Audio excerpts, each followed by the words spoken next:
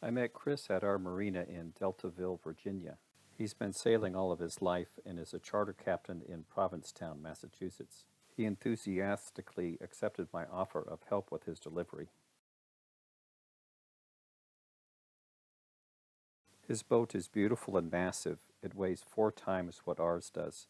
The mast is 20 feet higher, and it has 2 head sails. Here's a shot of our boat showing the 18-inch draft. His has a 7-foot draft. His keel weighs more than our entire boat. I'm most concerned with what the weather is going to be doing for the next 4 or 5 days as we transit from right here, Deltaville, down the Chesapeake, down past Ocean City, maybe go through Atlantic City and on the inside, and up to Provincetown, or maybe we'll come down this way and take the ocean the whole way across, cutting across the canal to Provincetown. So looking at the weather, we'll probably start about Tuesday at noon or so. We should be right here. Looks like we have maybe a close reach or so coming down the Chesapeake, and just hard to tell what's happening there. Tuesday night it's lightening up. We're coming into a lighter area of wind here. Wednesday will be in this area. It's quite light. Wednesday, it's just staying quite light altogether here. Okay, so maybe we have a little bit of headwind here. And Wednesday night, we're deciding to go this way or this way. So probably heading out here, and it's almost dead calm. The high is taking shape here, and we're starting to get a little bit of broad reach, maybe, probably motoring. Setting in like this continues Thursday, and then Thursday evening we should be about here, let's say, and we have strong broad reach. Looks like it's building up quite a bit, so it's getting stronger and quite a bit strong. This is Friday midnight. We should be about here, and it abruptly changes from one direction to the other here, and keeps coming around strong and clocking around, and here it comes around a full 180 degrees. Now it's turned all the way around and finally lightens up on Saturday.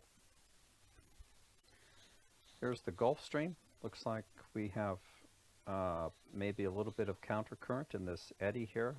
Not much, maybe a third of a knot or so.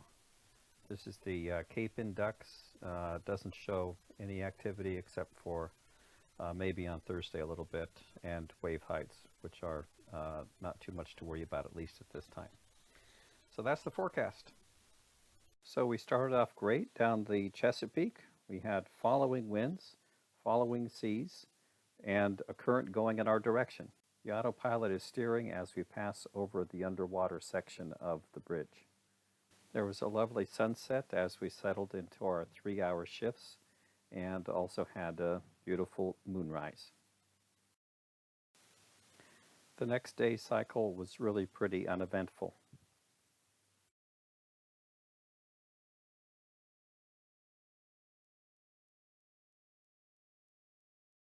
The following day started off uneventfully. Here's our route track that shows something that neither of us expected. We're moving along under power, and suddenly the boat lurches to one side and then swings 180 degrees in the other direction. What happened, we think, is that we hit an eddy in the Gulf Stream, and it just flung the boat around like a cork. It did recover and continued on the track, as you can see. Finally, the wind that we were expecting showed up, and we got some good speed, even surfing down some waves. We also got some rain with the front.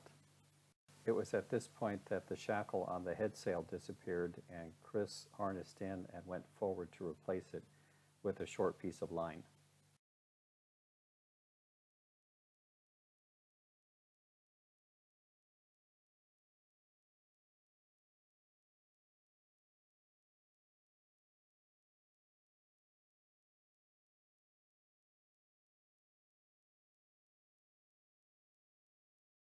It's calm in the canal, but we know it'll be howling once we exit. There's no way that we can keep to this course as it's dead into the wind and it's building and building. This is how much sail we have up. It's just this little piece right here. This is the staysail. That's all that we have up. There's no main, there's no Genoa, jib.